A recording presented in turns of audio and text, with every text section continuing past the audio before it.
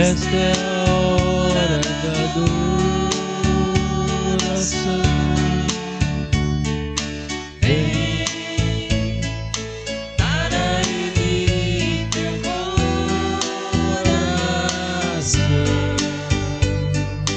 Vem, assim como estás, para adorar. Vem, assim como estás, diante do Pai. Vem, toda língua confessará ao Senhor, todo joelho se dobrará, mas aquele que a ti escolher o tesouro maior terá.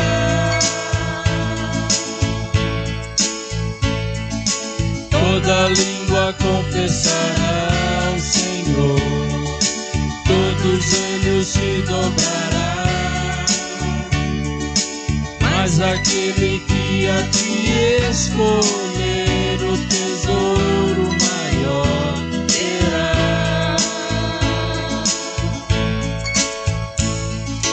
Vem, esta é a hora da adoração.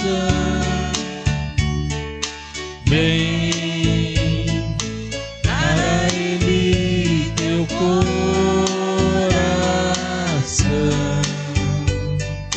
Vem, assim como estás, diante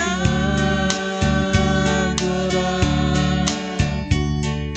Vem, assim como estás, diante do Pai. Vem,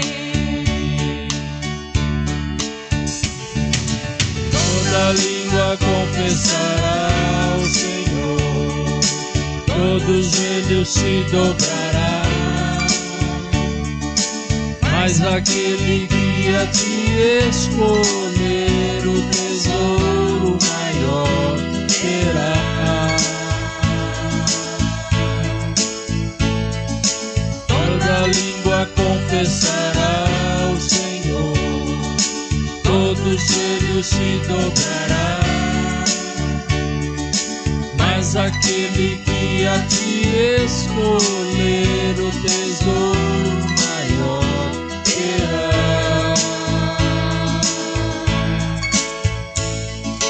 Vem, esta é a hora da adoração. Vem, para Ele teu coração.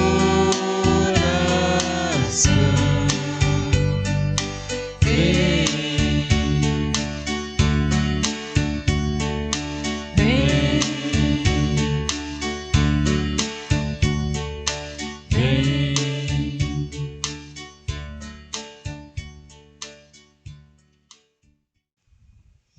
Glória a Deus. Numa das partes do louvor a gente cantou de que Jesus, nosso tesouro, é a nossa razão de viver. Glórias a Ele por isso. Vamos fazer uma oração de adoração ao Senhor, entregando esse momento de louvores a Ele, também agradecendo a Deus pelo sustento. Muitos têm sido abençoados pelo Senhor nas suas finanças e têm feito essa gratidão a Deus, dando seus dias, dando suas ofertas através de Pix. Então vamos agradecer a Ele pela bênção dEle e para que Ele continue lhe abençoando. Pai amado e querido, muito obrigado, ó Deus, por esse momento de louvor, momento, ó Deus, em que os nossos corações realmente, ó Deus, expressam através do cântico aquilo que sente por Ti, Senhor, que é amor a Ti. Mas os louvores também trazem consolo, conforto, porque trazem palavras de esperança, como cantamos, ó Deus, Maranata. Nós temos essa fé na vinda do Senhor e nós esperamos a vinda do Senhor. Por todas essas coisas nós te louvamos, ó Pai, e agradecemos a Tua presença em nosso meio. Também somos gratos, Senhor, pelo sustento, pela provisão que Tu tem nos dado, ó Pai, pela prosperidade, e pedimos, ó Deus, que Tu continue abençoando o Teu povo, Senhor. para que assim, ó Deus, eles honrem o teu nome, te glorifiquem, ó Deus. E muitos deles também, Senhor, te agradecem, trazendo dízimo, trazendo ofertas, depositando. Te peço, ó Pai, que tu multipliques, Senhor, os recursos, para que, Senhor, o teu povo tenha sempre o sustento e a igreja tenha sempre recursos para a manutenção também, Pai. Prospera, Senhor, a vida da igreja, prospera o caminho de cada um e faz com que nós sejamos aquele tipo de povo em que as pessoas olham e vejam que existe um Deus abençoador que abençoa. E nós caminhamos, ó Deus, sempre na fé em Ti, seja na fartura ou seja na escassez, como disse Paulo, a nossa fé permanece firme no Senhor. E é nessa fé que caminhamos, nessa fé, Senhor, que queremos ser testemunhas da Tua bondade também, ó Pai, e principalmente da Tua salvação. Muito obrigado por tudo isso. Nesse momento vamos ouvir Tua palavra e pedimos a Deus que Tu traga, Senhor, a Tua palavra aos nossos corações, que Tu fale conosco e que Tu diga a cada um de nós o que Tu espera das nossas vidas. Assim oramos em nome de Jesus. Amém. Convido os irmãos a abrirem suas Bíblias lá em Lucas, capítulo 10. Todos acharam? Lucas 10, 25. Diz assim: eis que certo homem, intérprete da lei, se levantou com o objetivo de pôr Jesus à prova. E para isso lhe perguntou: mestre, que farei para herdar a vida eterna? A pergunta do homem aqui objetiva todo o resto do texto. O homem pergunta: que farei para herdar a vida eterna? Versículo 26. Então Jesus lhe perguntou: o que está escrito na lei? Como você a entende? A isto, o homem respondeu: ame o Senhor seu Deus de todo o teu coração, de toda a tua alma, de todas as tuas forças e de todo o teu entendimento. E ame o seu próximo como você ama a si mesmo. Então Jesus lhe disse: você respondeu corretamente, faça isso e você viverá. O homem perguntou: o que faz para dar a vida eterna? Jesus pediu para ele mesmo interpretar a lei. Ele interpretou com os dois maiores mandamentos: amar a Deus e amar o próximo. Jesus disse: opa, faz isso e terás a vida eterna. Aí segue o texto a partir do 29. Mas ele, querendo justificar-se, perguntou a Jesus: quem é o meu próximo? Ele tinha acabado de dizer que para a salvação é necessário amar o próximo, né? E aí ele, querendo se justificar diante de Jesus, pergunta: então quem é esse meu próximo? Então Jesus prosseguiu dizendo: o homem descia de Jerusalém para Jericó e caiu nas mãos de alguns ladrões. Estes, depois de lhe tirar a roupa e lhe causar muitos ferimentos, retiraram-se, deixando-o semi-morto. Por casualidade, um sacerdote estava descendo por aquele mesmo caminho e, vendo aquele homem, passou de largo. De igual modo, um levita descia por aquele lugar e, vendo-o, passou de largo. Mas certo samaritano, que seguia o seu caminho, passou perto do homem e, vendo-o, compadeceu-se dele e, aproximando-se, fez curativos nos ferimentos dele, aplicando-lhe óleo e vinho. Depois colocou aquele homem sobre o seu próprio animal, levou-o para uma hospedaria e tratou dele. No dia seguinte, separou 2 denários e os entregou ao hospedeiro, dizendo: cuide deste homem, e se você gastar algo a mais, farei o reembolso quando eu voltar. Então lhe perguntou: qual desses 3 lhes parece ter sido o próximo do homem que caiu nas mãos dos ladrões? O intérprete da lei respondeu: o que usou de misericórdia para com ele. Então Jesus lhe disse: vá e faça o mesmo. Jesus, ele liga nesse texto uma coisa muito importante, que ele liga aqui essa questão de que a vida eterna está ligado ao amor, só que esse amor também se expressa através de misericórdia, principalmente quando se fala a relação ao próximo, né? Então, essas conexões que Jesus faz é muito importante para aquilo que a gente pretende entender como essa questão de que nós fomos todos chamados para o ministério da misericórdia. Eu fico me perguntando às vezes para que serve o cristianismo, para que serve ser cristão. Muitas igrejas reduzem a ideia de ser cristão ao fato de que a gente foi chamado por Jesus para ser salvo, não é? só salvação. E a gente fica nessa questão de que, bom, já estou salvo, já está tudo pronto, está tudo garantido, não preciso fazer mais nada, eu sou o beneficiário dessa graça de Deus. E de fato, Deus nos elegeu antes da fundação do mundo, né? Assim que diz nossa teologia reformada, presbiteriana, calvinista, né? Fomos eleitos antes da fundação do mundo, o Senhor trabalhou pela nossa salvação, seja através da palavra pregada, seja através de um amigo que trouxe para nós uma palavra, seja através de uma circunstância, Deus nos trouxe a Ele, às vezes através até da dor. A Oséias, o Senhor diz o seguinte: com cordas humanas o atraí. Deus ele usa diferentes modos de nos atrair. Ok, nós respondemos ao chamado de Deus, nós fazemos parte agora da dispensação da graça, temos a salvação eterna garantida, mas se encerra aí a vida cristã? Só é isso que basta para a vida cristã? O que mais interessaria para nós entendermos o que importa na vida cristã? Importa ser testemunha de Jesus. Importa servir a Deus. Importa fazer uma diferença no mundo. Para que as pessoas todas entendam que ser salvo não é só uma questão de vida eterna, mas ser salvo é uma questão de como vivemos no mundo também. E essa questão de como vivemos no mundo passa muito pelo como Jesus viveu no mundo. E a Bíblia diz que Jesus, ele era aquele homem de compaixão. Era aquele ser de misericórdia. E aí eu quero trazer para esse texto de que Jesus, ele dá um exemplo sobre o que é amar o próximo, que é agir em misericórdia. Ele traça aqui uma história do bom samaritano. Só que como o nosso modelo para nós seguirmos é Jesus e não o bom samaritano, então Jesus também é um bom samaritano. Aí eu convido você, se você quiser abrir a Bíblia, também lá em Mateus capítulo 20, a partir do versículo 29, mostrar a atitude de Jesus na mesma estrada que ele traz para a história, sendo também um bom samaritano, ou seja, agindo com misericórdia. Mateus 20, a partir do versículo 29, diz o seguinte, acharam aí? Saindo eles de Jericó, uma grande multidão acompanhava, e eis que 2 cegos assentados à beira do caminho. Jesus estava saindo de Jericó, então ele estava o quê? Na estrada de Jericó. E aí quem que ele encontra assentado à beira do caminho? Não um homem violentado como o da história do bom samaritano, mas aqui um homem cego. E eram 2, né? Tendo ouvido que Jesus passava, esses cegos clamaram: Senhor, filho de Davi, tenha compaixão de nós. Mas a multidão os repreendia para que se calassem. Eles, porém, gritavam cada vez mais: Senhor, filho de Davi, tem misericórdia de nós.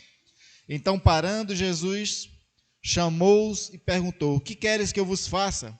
E responderam: Senhor, que nos abra os olhos. Condoído. Você pode trocar a palavra aqui também por misericórdia, né? Condoído ou com misericórdia, Jesus tocou-lhes os olhos e imediatamente recuperaram a vista e foram seguindo. Então Jesus, aquele está na estrada de Jericó. Não tem um homem violentado, mas tem 2 cegos. Estes homens, eles também têm necessidades. Esses homens também estão em aflição. E passa uma multidão. O texto diz que é uma multidão, não é só aqui um sacerdote, não é só um levita. Mas essa multidão, a exemplo também do sacerdote, e a exemplo do levita, também passa ao largo. E quando eles clamam, os cegos, eles ainda querem abafar a voz do homem ainda por cima. Sempre tem alguém querendo abafar a voz dos aflitos, né? Sempre tem alguém querendo abafar a voz dos necessitados. E eles mandam o homem se calar.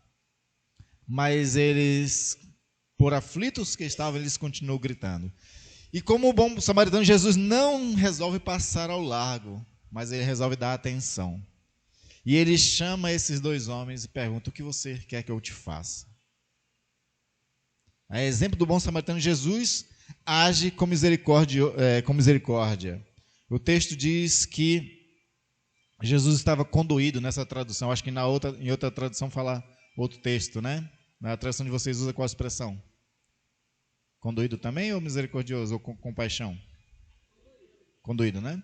Mas é a mesma expressão de misericórdia. Então Jesus ele também aplica a misericórdia na estrada de Jericó, a exemplo do bom samaritano. É natural que Jesus atenda ao cego Bartimeu, aos dois cegos aqui, para poder servir na prática aquilo que ele pregou sobre os bons samaritanos, porque para isso que Jesus veio. Quando você vai lá para Lucas capítulo 4, o que nós temos lá é Jesus dizendo qual é o seu ministério. E o seu ministério é o ministério da misericórdia. Quando ele diz o seguinte, Lucas 4, 18 e 19, que diz assim: o Espírito do Senhor está sobre mim, pelo que me ungiu para evangelizar os pobres. Enviou-me para proclamar libertação aos cativos e restauração da vista aos cegos. Os dois que estavam na estrada eram cegos, né? Para pôr em liberdade os oprimidos e apregoar o ano aceitável do Senhor. Jesus ele veio para ter um ministério de misericórdia. Jesus diz que a nossa salvação está em amar a Deus, amar ao próximo, e amar ao próximo é agir com misericórdia. Ele age em misericórdia para dar o exemplo.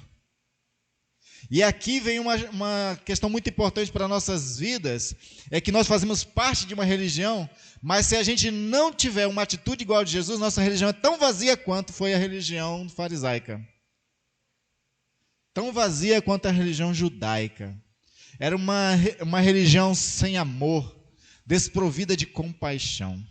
Eles tinham uma teologia desumana. Sabe por que eles tinham uma teologia desumana? Porque os sacerdotes eles tinham que evitar a impureza. E o texto do bom samaritano diz que esse homem que foi violentado pelos ladrões, ele estava quase morto, como que estivesse morto. E um sacerdote não podia tocar no morto. Qualquer pessoa que tocasse no morto tinha que fazer um ritual de purificação e ficar 7 dias afastado da comunidade judaica. Não era assim que eram as leis antigas? Então esse homem, sacerdote, chefe da religião, por conta de uma teologia desumana, ele não pode agir com misericórdia. Da mesma forma, também age o levita. Então, é uma religião desumana, vazia, sem amor, sem compaixão. A religião israelita, por conta disso, ela erra a passar ao largo daqueles que estão necessitados. Ela erra a passar ao largo, a ficar distante.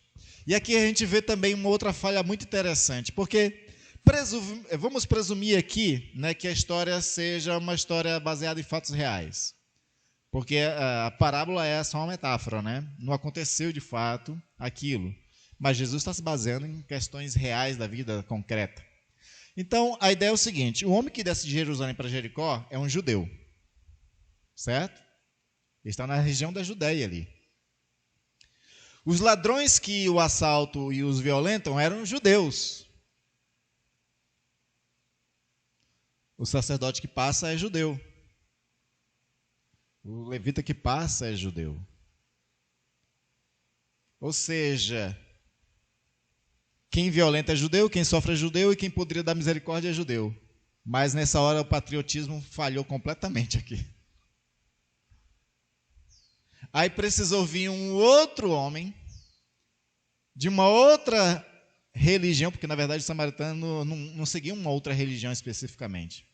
Inclusive os samaritanos eles também liam a Torá judaica, né? Mas é porque existia divergência entre eles, como não tem divergência entre os protestantes hoje em dia com católicos, essas coisas todas, né? Mas aí vem o samaritano que é de uma outra região, que é da Samaria, desprezada pelos judeus. É como se fosse assim um estrangeiro. Já que falhou o patriotismo nessa hora, onde o patriotismo não só não considera o próximo, violenta ele, assalta ele, mas também não presta ajuda, aí Jesus coloca na história um estrangeiro para vir trazer misericórdia. um desprezado. Porque Jesus quer humilhar aqui esses homens para dizer o seguinte: olha, nem a religião de vocês presta e nem o patriotismo de vocês prestam. Né? Hoje em dia, na comunidade judaica, até que ainda existe um pouco mais de solidariedade entre judeus. Sabe aquela história que dizem que você nunca acha um judeu pobre? Né? Na verdade, eu nunca vi, mas existe judeu pobre. Mas qual é a dificuldade de achar um judeu pobre? Porque os judeus têm essa solidariedade entre eles. Né? Por exemplo, uma das melhores coisas que tem para quando você vai casar é você ser judeu. Sabia? Porque o judeu, quando ele casa, o que ele ganha de dinheiro, de presente, não é pouco. É muito dinheiro. Né? Porque é a ideia da família judaica de ajudar nesse início de vida conjugal. Então, eles dão bastante dinheiro para você começar bem a vida conjugal, com recursos, né? Não faltando nada. Mas isso é hoje. E não é em todas as comunidades judaicas, porque os judeus não são tão unidos assim não, sabe? Né? Não existe tanta unidade. A não ser aqueles que são praticantes mesmo do judaísmo, né? Aquele que é judeu não só de descendência, mas aquele que também vai para a sinagoga, tem toda a sua vida baseada na fé judaica. Talvez entre eles ainda exista alguma solidariedade. Mas Jesus traz essa ideia de que às vezes não só a religião falha, mas o patriotismo também falha. E aí Jesus mostra que ao falhar com a misericórdia, nós falhamos com um projeto do próprio Deus. Porque Deus, ele não está preocupado com a religiosidade pela religiosidade. Deus não nos chamou para ser cristãos somente para ganhar mais um título e fazer parte de um clube religioso. A proposta de Deus é que a gente não tenha só o domingo como um culto para a prática da nossa espiritualidade, mas Ele quer que a gente viva a vida de tal forma que isso faça com que Ele seja adorado. Então Ele vai dizer, por exemplo, lá em Oséias 6,6 o seguinte: pois a misericórdia é que eu quero e não sacrifício, que vocês me conheçam mais do que tragam holocaustos. A religiosidade judaica se reduziu a fazer sacrifícios e a reuniões de holocausto somente. Pequei, vou lá fazer um sacrifício, entrego o animal, é feito o holocausto, está resolvida a minha vida, vou continuar com ela normal. Né? A vida normal cristã é servir a Deus sempre, não é só na hora do rito religioso. Jesus, ele compreende tanto isso que ele mesmo vai dizer, esse texto de Oséias 6,6, lá em Mateus 9,13, quando ele diz: ide, porém, e aprendei, ele está dizendo aqui aos fariseus, aprendei isto, o que significa: misericórdia quero e não holocausto, pois não vim chamar justos, e sim pecadores ao arrependimento. Jesus fala isso aos fariseus quando os fariseus criticam o fato de Jesus estar sentado e comendo com pecadores. Jesus, ele vai ao encontro do necessitado. O pecador às vezes não sabe que ele é pecador, ou sabe, mas ele não sabe da necessidade que ele tem de salvação. E Jesus, como um bom médico, ele vai ao encontro do doente. Ele vai para salvar aquele que está perdido. Mas a forma de Jesus salvar não é só salvar a alminha, porque em todo o evangelho Jesus, ele salva agindo com misericórdia para com as pessoas. E aí ele traz, então, a fé do samaritano, que se preocupa mais com o ato do que com as palavras. Se preocupa mais com a ação do que com a teologia. E aí se preocupar mais com a ação do que com a teologia agrada mais a Deus do que aqueles que acham que estão seguindo a reta doutrina, usando aqui uma expressão de Rubem Alves. Rubem Alves, ele tem um livro muito interessante, onde ele critica, né, a igreja da reta doutrina, porque ela se preocupa só com isso, só com reta doutrina, e não faz mais nada. Né? Tem igreja, tem pastores que só pregam doutrina domingo após domingo, sabe? É como se É como se a Bíblia fosse um manual de teologia sistemática. Ele só prega ali teologia sistemática da salvação, aquela coisa toda de sempre, sempre, sempre. Né? Tem grandes pregadores aí, conhecidos nacionalmente, que só prega teologia reformada e olhe lá. Né? Como se a vida se reduzisse a isso. Um desses mesmos pregadores nacionais aí que eu estou comentando, essa semana ele saiu com uma frase, com um post bem interessante, que mostra muito que tipo de espiritualidade essa pessoa vive. Ele disse o seguinte, que igreja não é ONG e que ajudas sociais é tarefa do governo. Não tarefa da igreja. Ele reduziu no post dele, esse grande teólogo aí, que a tarefa da igreja é só se preocupar com a pregação da palavra salvadora. E como se a salvação tivesse a ver só com a alma e não com o corpo. Ele e todo o grupo deles despreza uma teologia muito importante que veio como um complemento para nossas teologias, né, que é a teologia da missão integral. A partir de 1974, Billy Graham, vocês ouviram falar dele, né, o maior pregador de todos os tempos, o maior, né, evangelista de todos os tempos, Billy Graham. John Stott, também um grande pregador, um homem sábio. Eles organizaram um evento em Lausanne, chamado de Congresso de Lausanne. Lá fizeram um pacto de Lausanne para as missões. E uma das coisas muito importantes que esse congresso fizeram foi o pacto de Lausanne, que nesse pacto vem a importância da missão integral do ser humano. Porque a salvação não é só da alma, mas as pessoas precisam ser salvas em todas as suas dimensões. Pessoas que são afligidas por doenças da alma, precisam também de salvação, de cura da alma. Pessoas que passam fome precisam ser salvas da sua fome.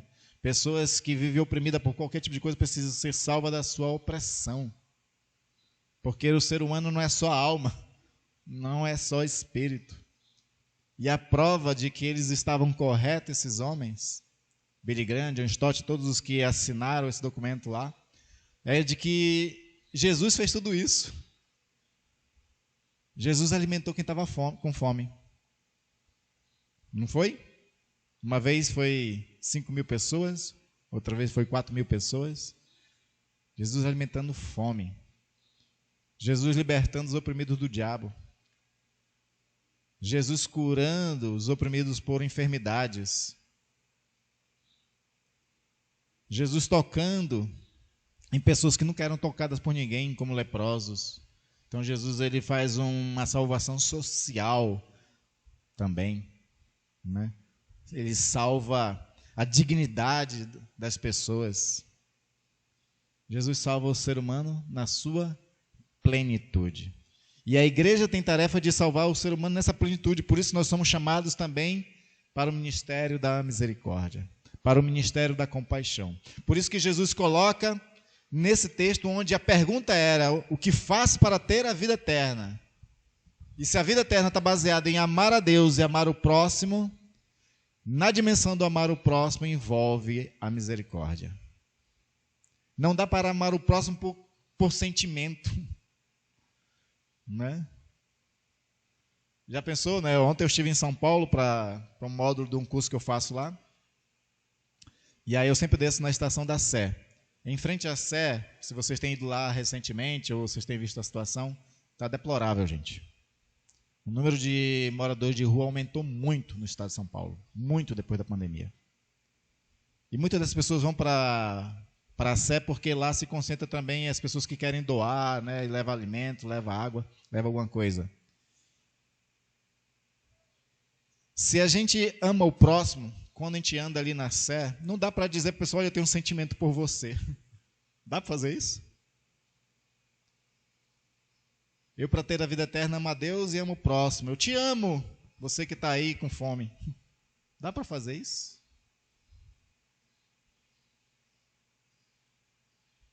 Passou um senhor do meu lado e diz assim: eu estou 2 dias sem comer. Aí eu botei a mão no bolso assim, a única coisa que eu tinha era R$6, dei para ele. Aquilo não vai dar para comprar uma marmita para ele. Não vai dar para comprar uma marmita. E é triste a gente realmente não poder fazer mais coisas por alguém. Mas se nossa individualidade a gente não pode fazer muito pelos outros, na nossa coletividade podemos. A igreja evangélica, vamos usar a expressão correta, né? A igreja cristã no Brasil. Porque para mim todo mundo que professa Jesus como Senhor e Salvador da sua vida é cristão e é o que interessa, tanto faz, né, denominação. O cristianismo no Brasil impera. Nós somos uma das maiores religiões no mundo aqui no Brasil, em questão de porcentagem pela população. Como é que o cristianismo sendo tão forte num país como o nosso, existe tanta necessidade, tanta carência? Como os judeus, como os israelitas que falharam com o homem caído à estrada, o cristianismo está falhando no Brasil. Eu soube essa semana de que lá em Manaus, o secretário de Segurança Pública chamou alguns líderes evangélicos para conversar. E aí, olha só, ele não tem o dever de fazer isso, né?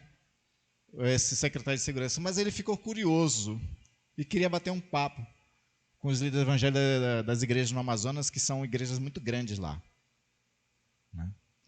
E bater um papo com ele o seguinte: olha, eu queria entender um pouco o que está acontecendo na cidade de Manaus. Porque a maioria dos presos hoje que nós temos na nossa penitenciária são pessoas que, de alguma forma, é cristã ou evangélica, filho de evangélico, alguma coisa assim. Outra coisa que eu não entendo é como é que as maiores igrejas de vocês estão justamente nos bairros onde mais a violência impera. Vocês poderiam me explicar o que a religião de vocês está fazendo nesses bairros? Como é que vocês tanto pregam o evangelho para essas pessoas e a violência só aumenta? Eu não sei qual foi a resposta desses pastores. Não faço a menor ideia do que eles poderiam ter respondido.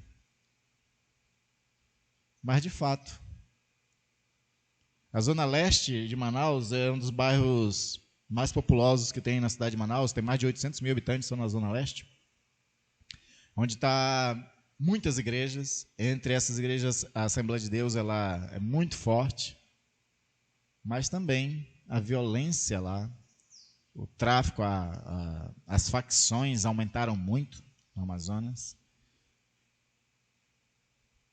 E como é que se calcula essa equação, né?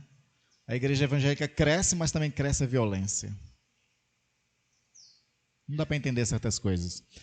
Em Fortaleza, tinha um pastor amigo nosso do seminário, que ele era nosso professor também, e ele tinha um trabalho que ele fazia numa ONG, né, que é do Visão Mundial, acho que vocês conhecem, que é uma das ONGs maiores do mundo que trabalha com crianças, né? Então ele trabalhava com uma ONG num bairro chamado de Bom Jardim. Mas é só o nome que era bom, tá? Só o nome do bairro. Era um bairro que existia facções, você só podia entrar escoltado por um morador do bairro. Se você fosse um desconhecido, andasse ali, você corria sério risco de morrer. E aí esse pastor ele conta que quando ele está lá, nessa ONG lá, né, lá tem uma escolinha para criança, creche, algumas coisas assim, aparecem os pais dessas crianças que são traficantes. E eles vão lá pedir oração do pastor. Pastor, ora por nós, a gente vai fazer um serviço ali. São pessoas que têm fé. Mas que tipo de cristianismo é esse? Que tipo de fé é essa?